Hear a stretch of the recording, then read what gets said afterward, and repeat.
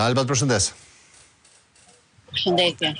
Atëherë po nisim me një bisedë pasi ditët e fundit ka patur informacione lajme të cilat vijnë nga përtej detit, nga Italia. Është një operacion i përbashkët i prokurorisë italiane me spaku shqiptar për sa i përket luftës kundër narkotrafikut. Janë lajme të cilat vijnë se si të rinj të rekurtohen në Itali nëpërmjet duke i gënjur ata me vizë turistike për t'i përdorur si spacciator, si shpërndarës të lëndëve narkotike.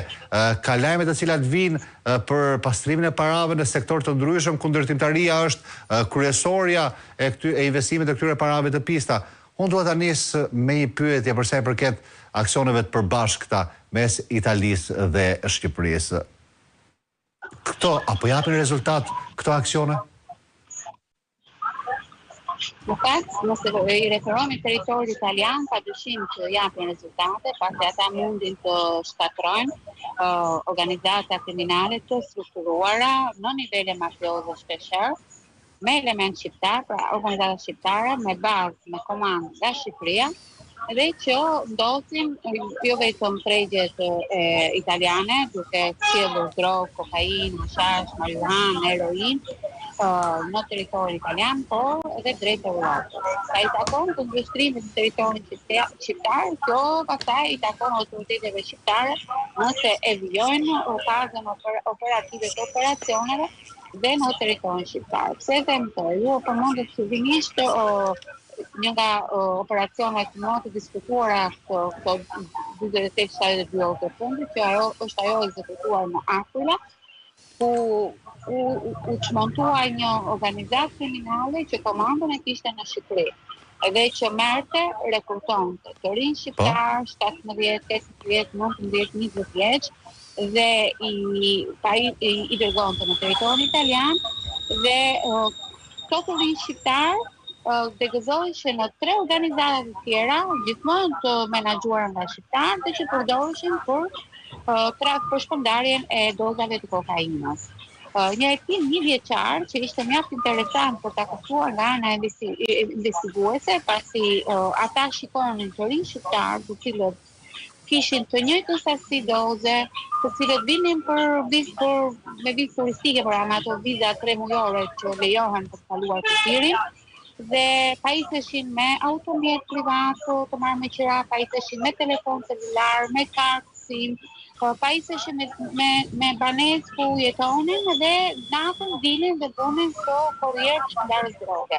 Në momentin që ndaloheshin nga policia, kishin pothuajse të gjithë një sasi droge në trup mjaft të limituar, dhe shpeshherë telefona pas në lloj kontakti, gjë që i bënte të merrnin masën e ndalimit, por të liheshin të lirë më pas, kërkërisht për sasinë e vogël të kokainës që kishin me vete. Dhe kjo lloj mënyre e veprimit kishte bërë autoritetet italiane të vinin në dyshim e kuptonin se çfarë po ndodhte. Dhe u desh një vit hetime për të kuptuar se këta të rinj bënin këtë punë dhe zhdukeshin fare, nuk e gjendën më në territorin italian. Dhe shkonin dhe vinin. Pra ishte vërtet një komandë në Shqipëri e cila rekrutonte këta të rinj shqiptar me profesionin trafikant korrier droge. Dhe kjo komandë në Shqipëri mendoj se duhet t'i japi përgjigje dhe këtyre të sonde. Pra, a kanë rezultat? Pra, nëse autoritetet italiane të japin brenda 48-72 orëve të fundit 3 operacione mjaft të rëndësishme. Një nga këto që ka të bëjë pikërisht me gjë, mendoj se duhet të alarmuese, jo vetëm politika, por publikun, për shërbimit të rinj shqiptar, pasi kemi të rinj dhe minorent të cilët formohen për pasur në profesion trafikanti, dhe ku dosjet hetimore të italiane thonë se ka një komandë caktuar të specializuar në Shqipëri që merret me këtë punë dhe furnizon organizata dhe trafikante në